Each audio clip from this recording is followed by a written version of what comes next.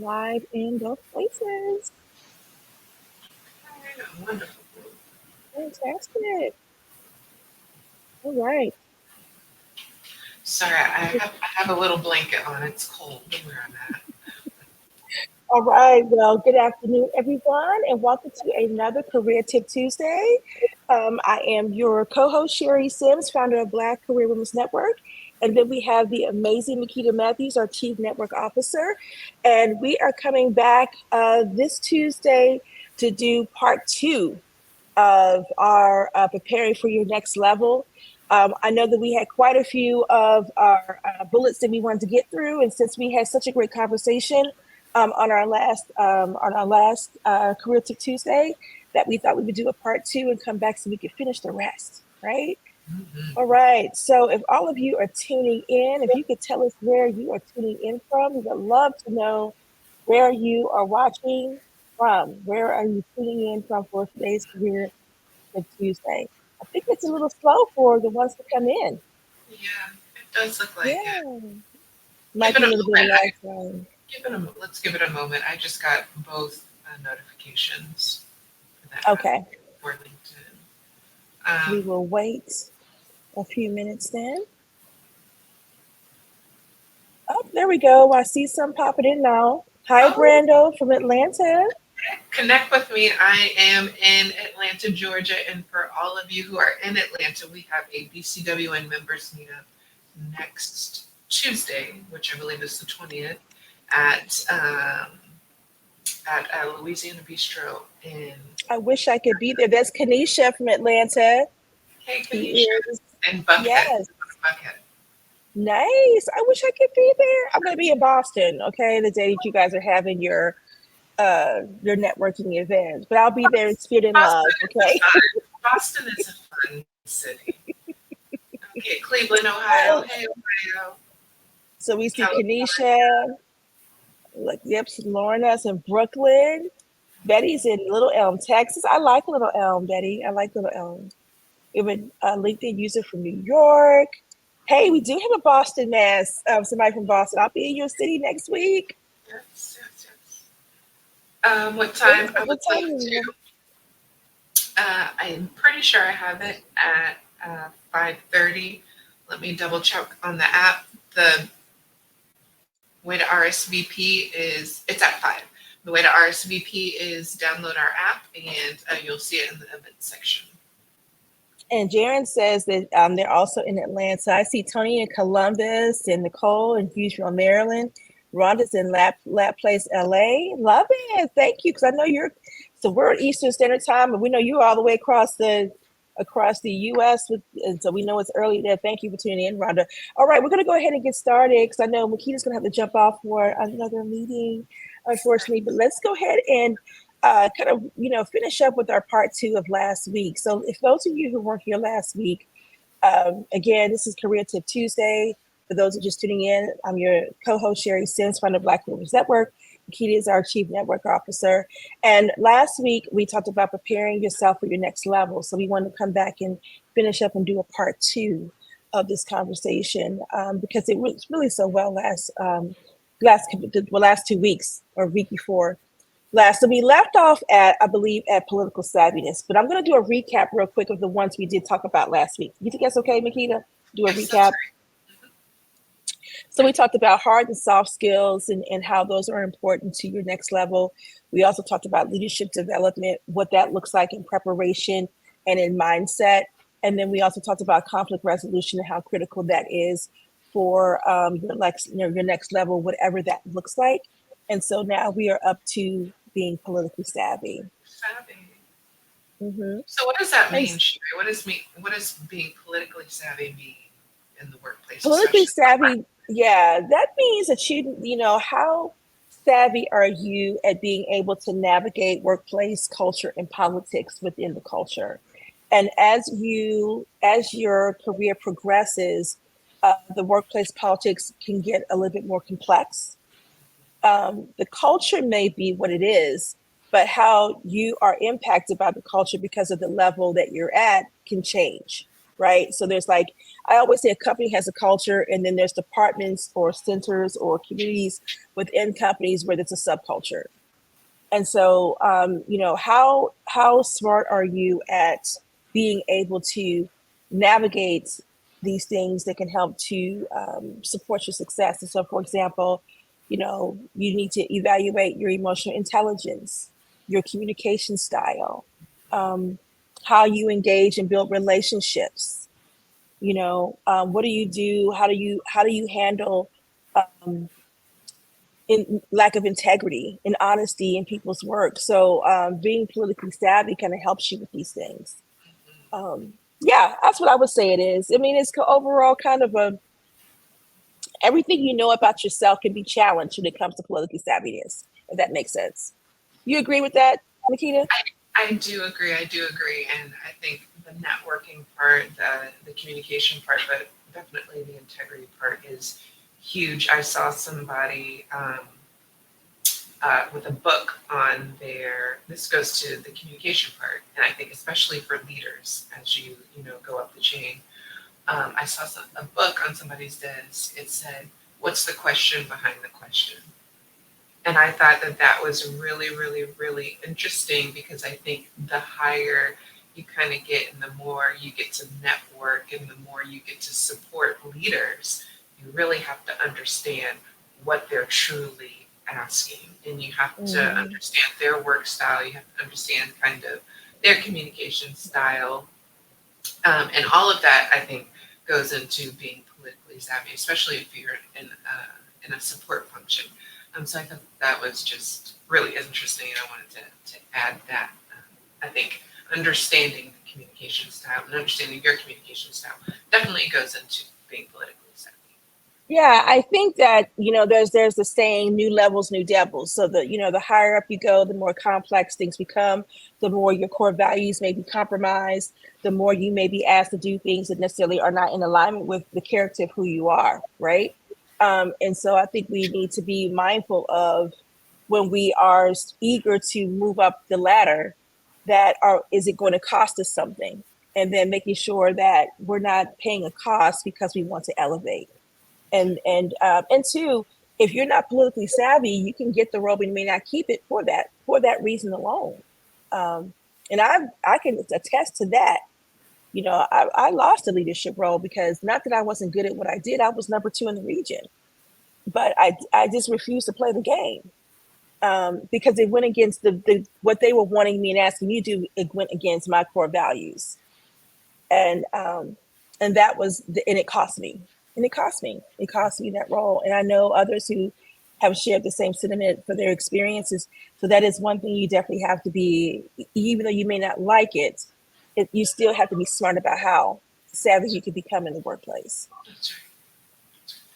So we have a comment here. Oh, I am so sorry, y'all. I gotta go. But let me read this. Linux Armstrong says, "Not sure why received this link or if men are invited. If not, I will drop off." You're invited, of course. But networking and relationships are absolutely important. I'm a banking and payments executives, and I would be happy to network with you, sisters. Well, thank you, Linux. And we do have men who chime in our conversation on our Career Tip Tuesday conversations, and really are very insightful in some of the things that they share in the engagement of the conversation. So Absolutely. you're more than welcome to be a part of the conversation. Because all good, I mean, all insights are always welcome to give new perspectives on how when Black women can succeed in the workplace. I do have to go. If you all are still on around one, maybe I can jump back on. But thank you all for joining. Again, Atlanta ladies, download our app, RSVP to our members meetup next Tuesday at Louisiana Bistro, 5 p.m. in Buckhead. See y'all later. Bye, Makita. Okay, I know she had to go, so you guys just got me for now. You got me today, but I'll go ahead and start with number five, you all, which is presence. But before we start to talk about presence, when we're talking about preparing for your next level, I want to hear from some of you in reference to are some of you politically savvy? Do you feel like there's something you're still working on? Do you have questions about being politically savvy or being able to master workplace politics and culture? and understanding what that looks like. So yeah, please share in the in the chat box if you're currently still trying to master it, if you're working on it, or if you have found something that works for you in order to become politically savvy. Please share that insight with our audience because you could help one other Black career woman to level up if you've been able to navigate it successfully and what's working for you, and so they can at least try and see what's going to work for them. All right. So next is presence. Presence is important. And when we talk about presence, we're talking about physical presence, we're talking about nonverbal. And it just goes back to communication, body language, how you respond to things that may not sit well with you. I would say, how you respond to your oh, hell no's, those types of things. So I think it's important for us to understand what presence is. And I say that there is a webinar that we do called Branding You for Professional Success. And we talk about how, your presence is a total package of things. So when we talk about presence, how do people feel when you walk in a room? How are you being perceived? Because are you showing up in a way of how you really feel about yourself on the inside? Does your confidence show through? Are you able to, if someone says something that may not be appropriate, are you able to advocate and speak up for yourself? Right?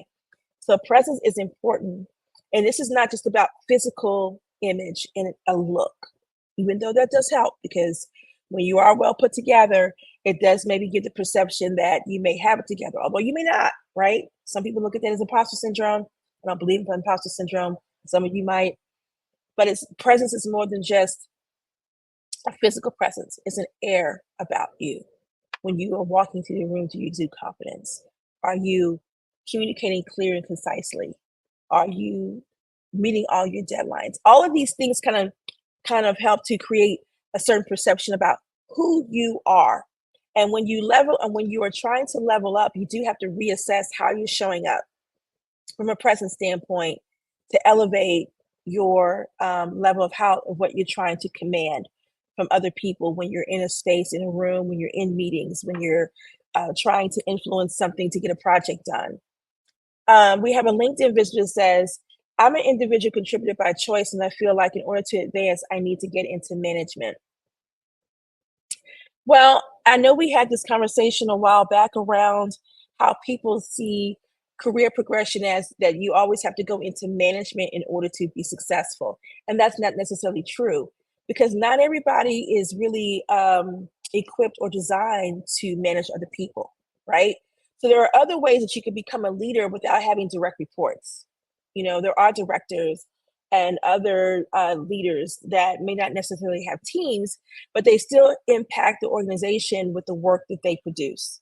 So I think you need to discover first, are you someone who is equipped to manage a team and understanding the dynamics of what it means to manage a team? And then if you're not, then look for roles to where you can be in leadership and not necessarily lead. Not necessarily have a team of people, because you can still be in a leadership role and lead and influence people for specific outcomes. Just want to give other people a perspective because not everybody is designed to manage people. And it does, you need to understand what it means to manage people and the skill sets and the type of leadership style that you need to have to be effective. So thank you for sharing that because it's one thing for you to feel like you have to advance into management to level up. And then there's another thing for you to say, this is what you desire to become. So that's the question you need to ask yourself.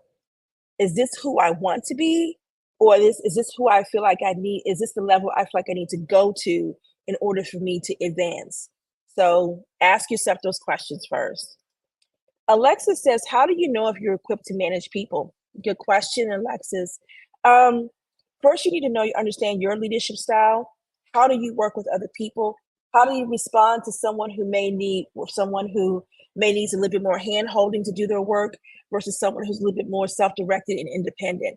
How do you feel about those two? Are you able to have conversations with your direct reports? For one, if someone's a high performer and you may like that they're performing well, but someone who's struggling, Do you have the patience to be able to work through, through that, or provide them with the resources they need to set them up for success, or even have the tough conversations if you have to put them on a corrective action, or even result in termination. So you have to understand what type of personality you have, and if you are designed to lead people, right? Because it's not just about managing people. A good manager is going to be someone who's transformational, that you want to coach your people and you want to set them up to leave the nest. That's how I look at that. Is that you're developing them to become successful and move on to elevate as well. And then you start over with a new a team or a new individual that you work on. So you have to find out what type of leader you are. Are you equipped to manage people, or can you be a leader and influence outcomes in projects, and then without leading a team? So first step, figure out what kind of leader you are. That would be the first step. We have a LinkedIn user that says, I'm equipped but not interested in management. I kind of like being an individual contributor. And you know what? That is absolutely okay. It is absolutely okay that you want to be an individual contributor. They make just as much of an impact on the organization. They can also create, they also can have amazing outcomes within the organization as an individual contributor. Again, it does take a special type of personality to manage teams, to manage individuals, because it does require another level of exertion of energy when you're dealing with other personalities, different work styles, all of those things. So know, for anyone who's watching, that if you desire to be in management because you feel like that's the trajectory that your career has to go on in order for you to level up, are you leveling up because that's what you want to be? Or are you leveling up because you're trying to make more money? Because there's other ways you can make money as an individual contributor. It's just not one track to elevation when it comes to your career. And be open-minded to what that looks like. There are times where people are able to create new jobs within the scope of what they do. So again, that's completely up to you to take the time to discover, am I someone who likes to lead teams? Or do I prefer to be an individual contributor? Or do I want to be someone who is in a leadership role, but not necessarily have direct reports? So I think that's important to understand as well. All right. I'm getting a little congested over here. Okay.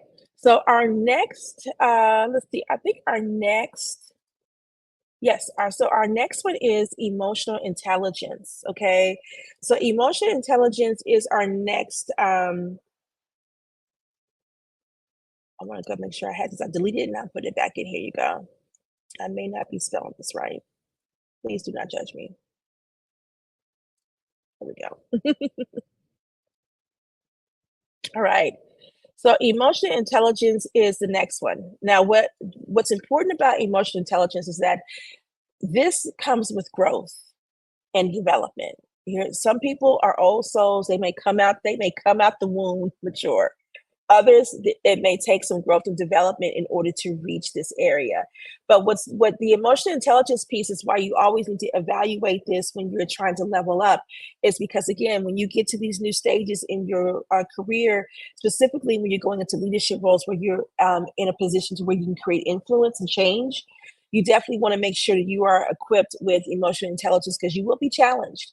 And so being able to clear and concise communication, being able to do what I call selective vulnerability, which is being able to share just enough information to be impactful, not sharing too much, not sharing too little, being transparent in what you share, and even explaining, this is why we're doing this. This is why we're making this decision to do this.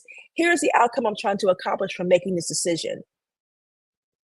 Sometimes transparency is important because it helps to set up the person to understand the why behind what's being done, from an individual contributor standpoint and a leadership standpoint. So Shonda says she enjoy being an individual contributor. Yeah, I think there's absolutely nothing wrong with that at all, for being an individual contributor. But again, when it comes to, when we're going back to that next, one of the traits of making sure that you need to consider when you're trying to level up or go to the next level is an emotional intelligence. And how many of you are probably are feel like you have mastered that, or maybe struggling with this, right? Because I think it's important to understand where you are right now. Do you need work? Do you need to kind of work on your emotional intelligence?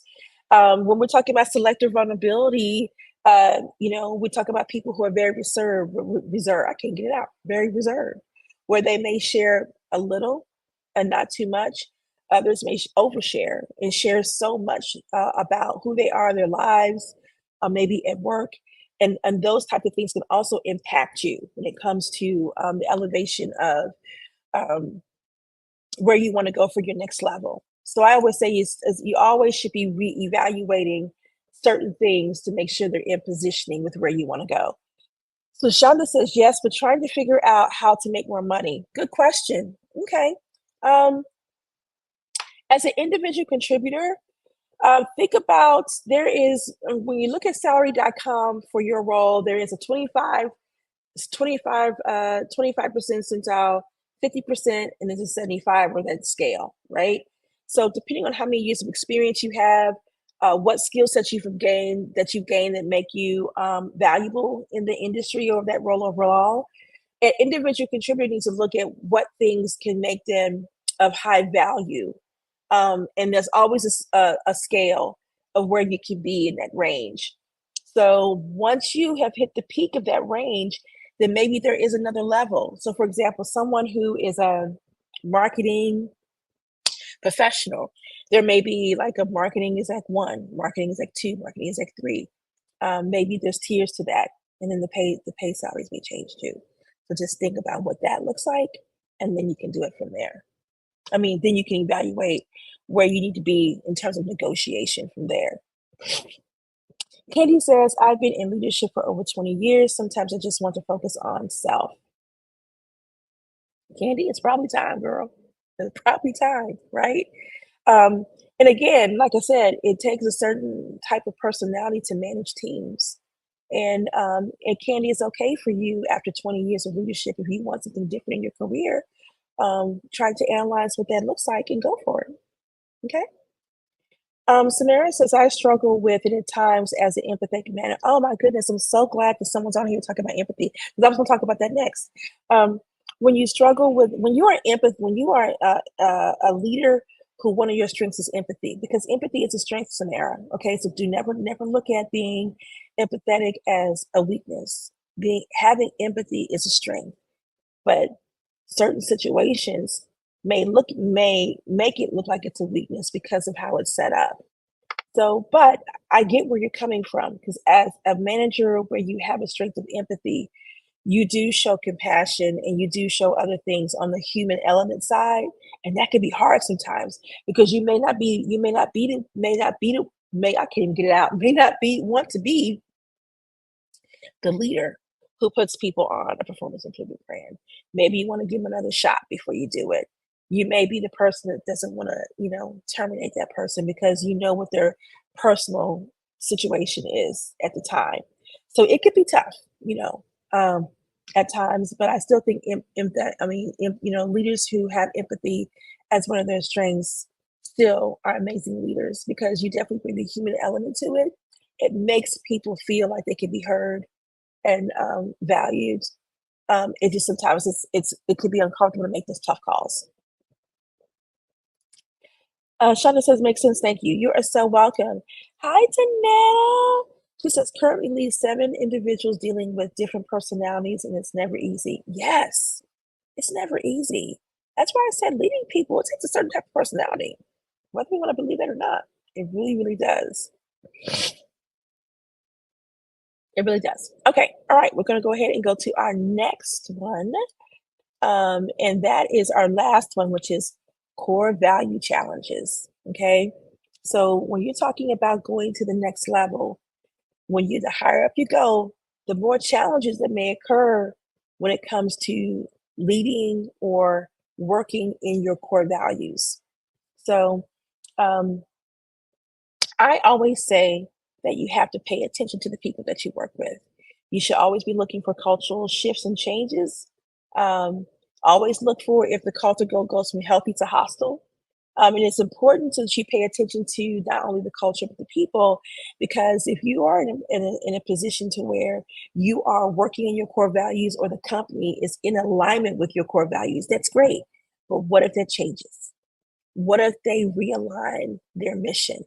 What if their core values change and are no longer in alignment with yours, and you start to feel strife and conflict based on that? You definitely need to make sure that you are doing what you need to do to stay in alignment with that.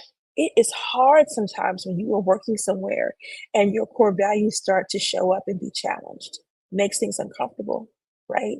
Makes it extremely uncomfortable when you start to see certain things that are happening within the organization that are not in alignment with who you are and what you represent, what you stand for.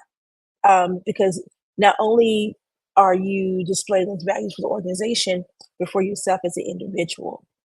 If there is a shift in that and you start to feel it and you know it and it no longer is serving you, and then you may need to consider what is going to be your next option. Do you make the adjustments to stay, or do you decide that maybe it's time for you to look for a new opportunity? Only you can decide that. But always know that you do have a choice. You do have a choice. You're never stuck.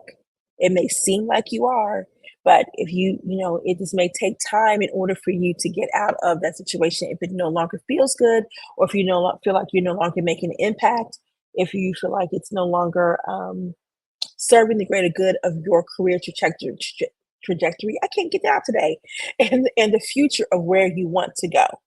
So that is important. I had somebody just ping me and said that my background, I'm not in my usual pretty background. I said, no, I'm not. I'm off site, so I'm not in my little office space doing a career tip Tuesday like you normally see today. Yes, so you can see the street background where I am in the building. All right. Belinda says, what do you do when you go from pet good position to threat? Ooh, yeah, Belinda, that means that if you went from pet good position to threat, that means that you're now in a position to where you can create change and have influence. That's what that means, right? Because when you're an individual contributor, sometimes depending on the level of you being an individual contributor, you may not be at that level to where you can make an impact and create change or influence. But if you are, maybe it's two things going on. That one, you're good at what you do, and the person who's observing it and sees you as a threat, they're not as sufficient. I mean, they're not as, capable or competent. And so, which means you can outshine them, which means you could probably take their job if you wanted to, or, you could probably be considered for a promotion. So I do think that you need to kind of, if it's with one particular person that you're having a problem with, address it, address it. Just say, hey, I've noticed or observed a change in your behavior towards me. Can we talk about this with mutual respect and agreement? Make sure you add, can we talk about this with mutual respect and agreement? Because what you're doing is setting up the conversation from this person to say, okay, she wants to talk to me like a mature, person, and instead of having this argument. When you say it that way, even to your boss, Belinda, hey, I want to come and have this, I want to have a conversation and talk to you. Can we do this with mutual respect and agreement? Anyone mature is going to say, yes, we can. If they don't, that's a problem, right? Donetta says, yes, that approach works. Oh, Donetta said, yes, that approach does work. Absolutely. And then we have Kanisha. Welcome to Career Tip Tuesday, lady. I love your photo. She says, when those company changes happen and go against our core values, do you recommend communicating how it impacts your core values to upper management or other colleagues? Tricky question, Kanisha. Some people don't give a damn, to be honest. Some people don't care that it impacts your core values, you know? So if you are talking to someone about it, I think you need to either set up the conversation for how this impacts you, but they're going to look at this as, what does it have to do with getting the work done? Right. So I think when you're communicating how this impacts your core values to upper management, you're going to have a really solid reason why. Because, as far as they're concerned, your core values don't have nothing to do with getting the work done. And I hate to say it that way, but I don't want you to put yourself in a position where it looks like you're complaining because they've probably made a shift in how they're doing things, because they're not going to change how they're doing it to make sure that your core values are in alignment.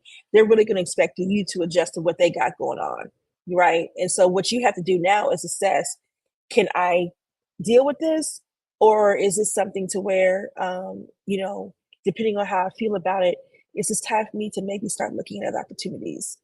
Again, I'm just saying these things, don't hold me to it, because what you decide to do, you follow your gut, and your gut's going to tell you what's going to be the right decision for you.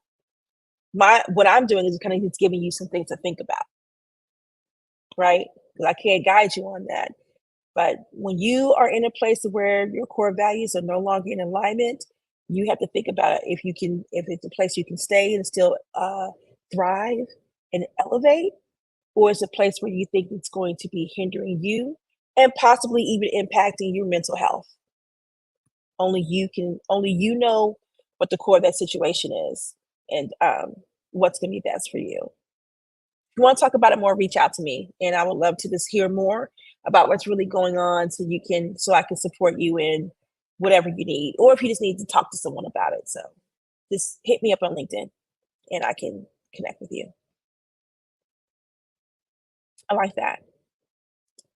Janina says, I'm truly understanding Belinda. I know, right? I'm understanding her too a lot as well. And Kanisha too, you know. And you're welcome, Kanisha. I hope that was helpful. Again, like I said, connect with me on LinkedIn if you want to talk a little further. All right. I think that was our last one. It was. That was our last one. All right. So let's recap all of the things you need to consider when it comes to preparing for your next level. Number one, prepare the hard and soft skills, right? Those are the things that we need to be able to do our jobs. We need to look at making sure that we're prepping for our leadership development, because each level of leadership takes a new mindset, a new way of leadership, executing leadership. So it's important to reevaluate that. We want to make sure that while we're, preparing for the next level, we look at how well are we at resolving conflict, and looking at how politically savvy we are is number 4. Number 5 is making sure that we have presence, okay? As Black women, that is so important that we have presence. And we're not talking about just a physical presence, an appearance of being well groomed. We're talking about your attitude, demeanor. Are you approachable? Do you communicate well? All of these things, okay? Emotional intelligence is number 6. And then number 7 is core value challenges. All right. That is it for our really understanding, preparing for that next level. So again, where you can connect with us at bcwnetwork.com. We want to make sure to get you connected to our network. We want to make sure that you have an opportunity to download our app for so you can stay connected with us. Our app is the best way to gain information about our resources and what we do. We have our community chat, we have our events, we have all of our downloads, our video library, we have courses, our job search resources, professional development resources, our group coaching, our mentoring. So this is a great way to get connected with us, is through our community and download our app. And guess what? You're with us everywhere we go. Even in our community, this is where we chat and talk it up, right? So download it from Google Play or from the App Store to get connected. All right, it's Black Career Women's Network Linux is the name of our app. So you would know. And you can go to bcwnetwork.com or go to Google Play or App Store to download it and stay connected. All right. Well, we have come to the end of our, let's see. Okay, good, Sonia. I'm glad you have the app. And we're looking for some community champions who want to help us to support in the app as well. We'll talk more about that in the community. All right, Nicole, it is Black Career Women's Network, and you can find it in Google Play or the App Store if you have an Apple phone. Or you can also go to a desktop. You can also, register via desktop as well too. When you do register via desktop, just make sure you download the app. That type of thing. All right, we're going to go ahead and wrap up. I'm going to leave you with this. The life God gave you is larger than the life you've been living. And God gives us all special gifts and talents, and it's our job to use those to work in our purpose. So I hope you all have an amazing, amazing work week, and we will see you in 2 weeks at our next Career Tip Tuesday. Bye, everyone.